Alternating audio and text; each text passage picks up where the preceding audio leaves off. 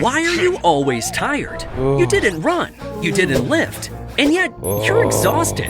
That's because your body rested, but your brain didn't. All day it jumped between screens, notifications, and tiny decisions.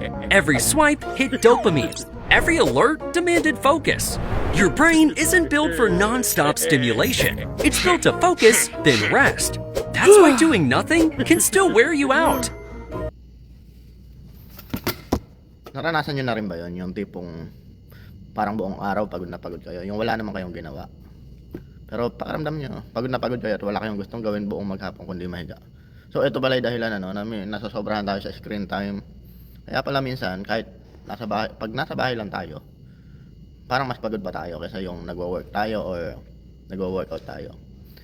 Yun palang dahilan, sobra tayo sa screen time. So ayun, need natin ng additional discipline. Magkaroon tayo ng screen time limit. And galaw-galaw kahit nasa bahay lang tayo.